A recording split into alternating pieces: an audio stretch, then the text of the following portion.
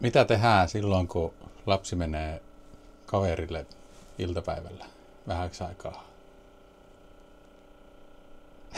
Tullaan veneelle. Joo, täällä taas. Katsotaan minkälainen tällä kertaa tulee.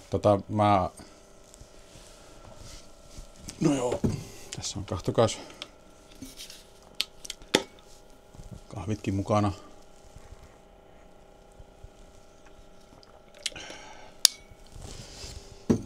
Puolisokin lähti, mutta se meni tonne mehtään. Se ei halua kiivetä tänne veneeseen, eikö tää nyt keinuu sen mielestä liikaa. Niin. Ja mikä on ihan totta, tää teline, vaikka tätä on vahvistettu, siis tätä telakointitelinettä, niin kuitenkin jotenkin hutera-oloinen. Tai sitten se vaan istuu jotenkin huonosti, mutta mä tarkistin tuossa viime kerralla, kun mä olin tässä veneellä, niin tarkistin, että miten paljon tää oikein nojaa, kun tää nojaa vähän sen toiselle puolelle, niin 2 astetta on niinku se kallistus. Mutta vielä on ihan elossa ja ei niinku sille ole mitään hätää, niin eiköhän tää tästä. Joo. Katsotaan mitä kaikkea tehdään tänään. Ensin mä ajattelin tarkistaa, että toimiiko nyt lataako tuo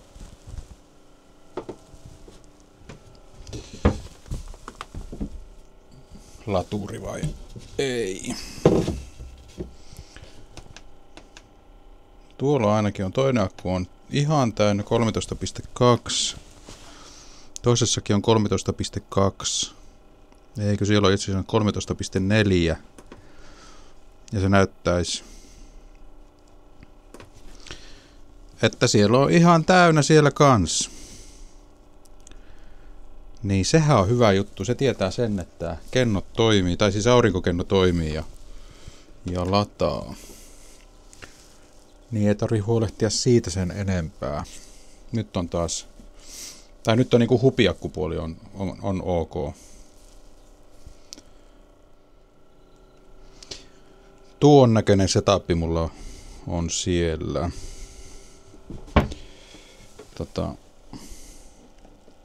Eli 2 akkua, molemmat on 100 amperituntisia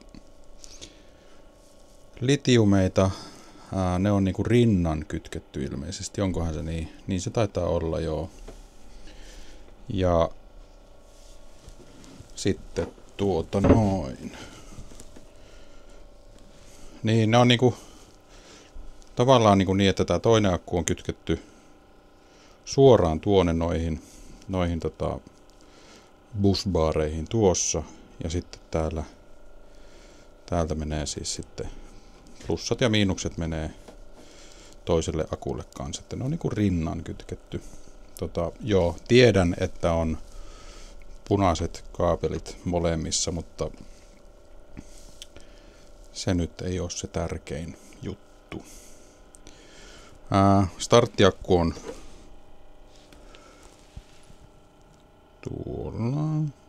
tuolla takana piilossa. Sitä mä en ole ladannut nyt ollenkaan, mutta katsotaan sitten, kun aika alkaa käynnistelemään moottori, että mikä sen tilanne on. Näihin, mikä nyt on busbar, mikä se on suomeksi, niin pitäisi laittaa selkeät merkinnät, että kumpi on plussa ja kumpi on miinus. Niin sitten ei tarvitsisi pelätä yhtään mitään, mutta ne nyt on tolla lailla. Ja sitten itse asiassa niin mä tilasin ihan tässä justiinsa. Tilasin jostain halvasta Kiinan ihmemaasta 2 sellaista akkumittaria, tai siis coulometer, siis se, joka mittaa sen, että miten paljon se on antanut ulos se akku ja miten paljon siinä on mennyt sisälle. Niin ne mä ajattelin laittaa noille molemmille akuille erikseen kiinni, niin saa sen niinku tarkan tiedon siitä, että miten paljon siellä oikeasti on.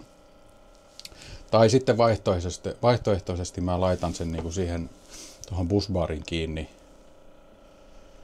niin näkee sen tavallaan sen että miten paljon. Mä en niin kuin sillä lailla pelkää sitä, että ne latautuisi väärällä tavalla, koska kyllä se BMS hoitaa sen kyllä. Mutta se kiinnostaa, että miten paljon mä kulutan. Ja sitä nyt ei näe tosta noin, jos voltteja kahtoo, niin ei näe yhtään, että miten paljon ampereita tai wattituntia menee tai tällä lailla. Niin se tieto kiinnostaa mua. Niin sille mittarille, niin ja sitten voisi laittaa niinku tavallaan tuolle starttiakulle voisi kans laittaa samanlaisen systeemin, kun mä niitä 2 tilasin, ne oli ihan hirveän halpoja, niin saa nähdä minkälaista settiä sieltä tällä kertaa tulee. Niin saisi nähdä, että miten paljon kuluttaa ja tällä lailla. Se kiinnostaa valtavasti.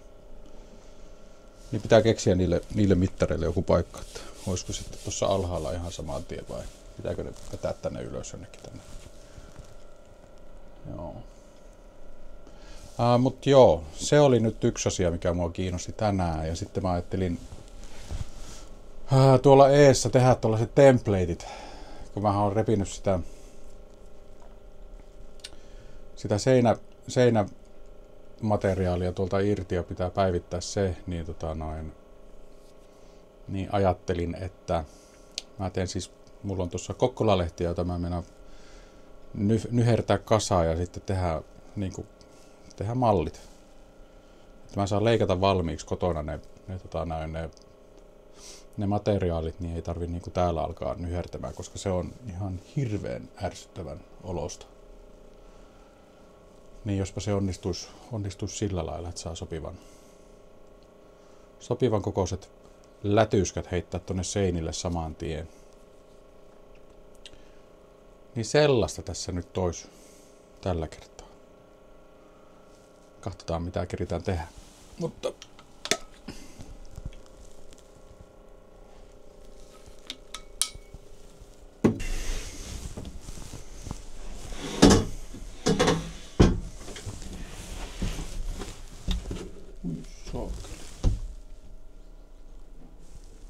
miten huolissaan pitää olla, kun tää keinuu tällä.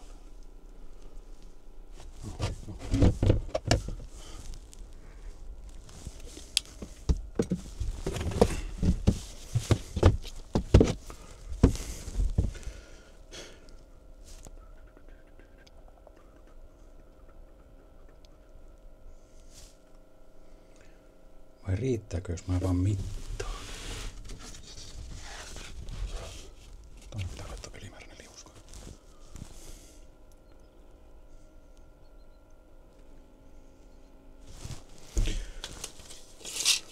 No, perhana, mitataan ja tehdään mallit.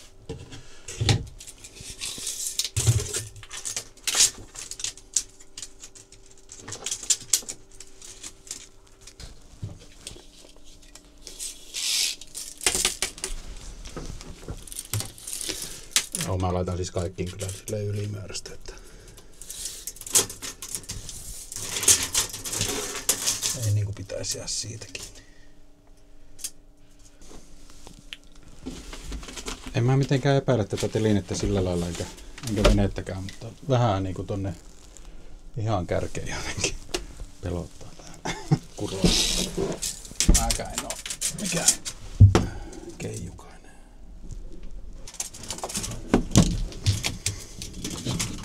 Onpa vaikea. Kyllä sekin on sama. 49. Mikä on tossa?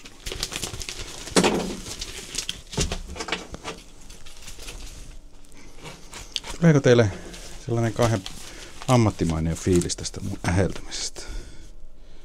Mulle nimittäin ei tuu. Ei nimittäin tuu ollenkaan.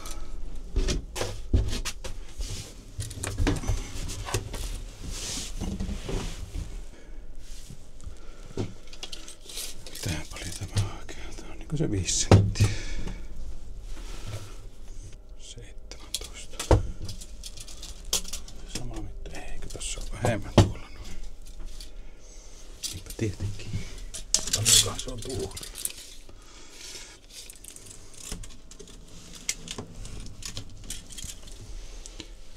14 täällä. Kyllä ne on tehnyt ison työn, kun ne on joskus joku on nämä muotit tehnyt tähän.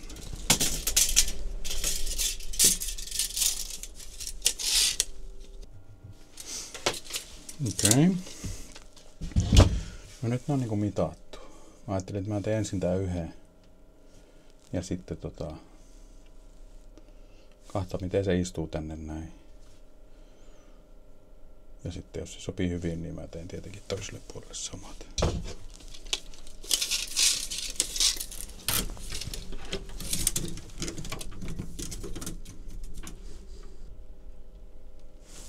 Jaa.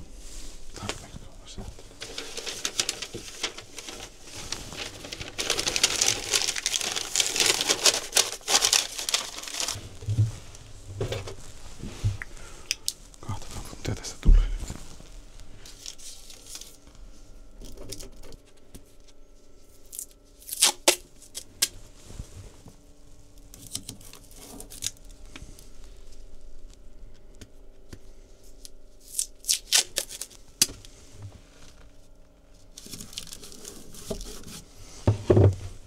Niin.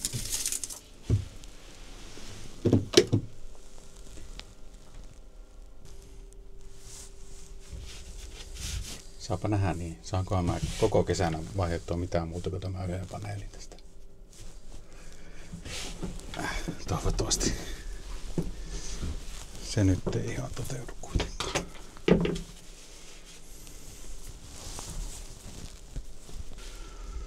Tuossa on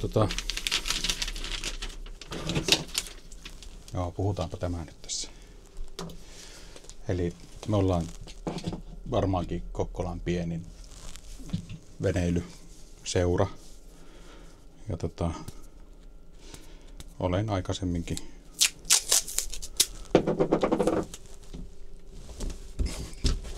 niin meillä on se laituri on huonossa kunnossa nyt ja sitä tässä kevään aikana vielä värkätään ennen kuin veneet laitetaan vesille. Mutta ihan tässä viime valtuustokaudella niin Kokkolan päättäjät tekivät sellaisen päätöksen, että niin kuin kaupungin venepaikkojen vuokrahinnat nousee. Tämä on mun mielestä seurausta siitä, että niitä ei ole, niin kuin, sitä hintaa ei ole tarkistettu tarpeeksi aktiivisesti aikaisemmin. Ja nyt sitten se korotustarve on niin kuin yhdellä kertaa tehtynä, niin se on aivan valtava. Eli tuossa lähellä on sellainen kuin Suntin suu, ja siinä on niin kuin kaupungin pienvenesatama, niin sinne on kaavailtu, että maksaisi 380 on niin kuin se laiturimaksu per kausi. Ja se on aivan siis merkittävä korotus aiempaa. En tiedä, mitä ajatuksia siellä oikein on, siis siellä valtuustossa tai päättäjillä, mutta jotenkin tuntuu, että ne ajattelee, että veneily olisi vaan rikkaiden harrastus. Ja että jos on vene, niin sitten on varaa maksaa vaikka mitä. Ja mä tiedän, että Kokkolassa on siis laituripaikkojen niin kuin, ja seurajäsenyydet sun muut, niin ne on varmasti edullisia verrattuna johonkin Etelä-Suomeen tai sillä lailla, että en usko, että sellaisella 200 niin kuin vuotuisella satsauksella pystyisi olemaan jäsenenä missään veneseurassa tuolla pääkaupunkiseudulla esimerkiksi tai Turussa tai näissä isoissa paikoissa. Mutta kuitenkin tähän suhteutettuna, että mikä hintataso täällä on aikaisemmin ollut, niin tämä niin kuin kaupungin kaavailema korotus ja ilmeisesti läpivietykki on niin kuin aivan valtava. Niin senkin takia vähän, tai siis mulla on sellainen fiilis, että nyt meidän seuran kannattaa laittaa tuo laituri mahdollisimman nopeasti kuntoon, koska siellä varmasti on niin kuin, olisi niin kuin halukkuutta tyypeillä liittyä jäseneksi. Ja sanottakoon nyt näin, että me ollaan melko varmasti oltu niin kuin edullisimmasta päästä näin niin kuin ihan valtakunnallisella tasolla niin kuin meidän jäsenyydet. Ja ja laiturimaksut sun muut, niin ollut tosi alhaallisia. Nyt toki tehtiin pikkuinen korotus tuossa, kun tässä on kaikenlaista projektia ja pitää pysyä kuitenkin plussan puolella. Niin nyt on jäsenmaksut hiukan noussut ja myös laiturimaksut, niin kuin kausimaksut. Mutta kuitenkin me ollaan edelleen, että jos kaupungin laiturimaksu on 380, niin vaikka me ynnätään ihan kaikki talvisäilytysmaksut ja jäsenmaksuvuojelle ja sitten kausipaikan niin kuin maksu, niin kuitenkin uskallan sanoa, että no ei, siis edullisia ollaan kuitenkin verrattuna tuohon. Mä en nyt muista sitä lopullista summaa, mikä tulee sitten. Mutta että jos tarvitte edullista veneseuran jäsenyyttä, niin Kokkolan purjehtijat on tosi hyvä seura. Ei tarvittu venettä tänne, jos ei halua, mutta niin ollaan SPVn jäsenseura ja kaikkea tällaista ja jäsenmaksut on ihan kohtuulliset. Niin jos tarvii vaikka kilpailua varten tai jotain tällaista, niin tulkaa jäseneksi. Joo. Mutta vähän harmittaa tuo kaupungin linjaus siitä, että kyllä kaikilla veneilijöillä on varaa maksaa vaikka kuinka paljon, että se ei kuitenkaan ihan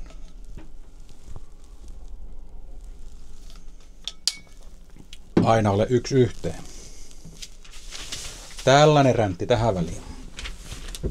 Nyt koitetaan vielä vähän säätää tätä meininkiä. Ettekö pelottaa tuonne ihan nukkaan? Kun mä oon nyt ihan täysin siellä niin kuin tuki noitten tukisäilytyspaikan tai noin pisteiden niin kuin ulkopuolella.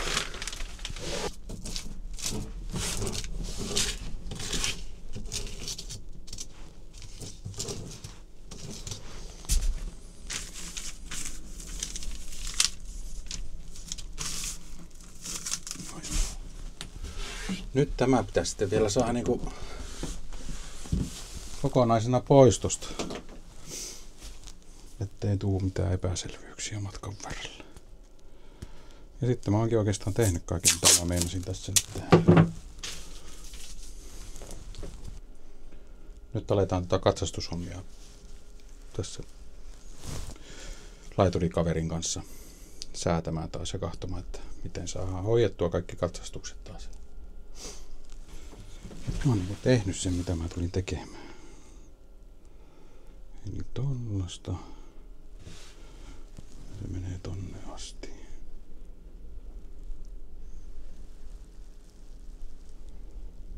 Ja tosta mä nyt leikkelen sitten malliksen toisen. Katsotaan mitä.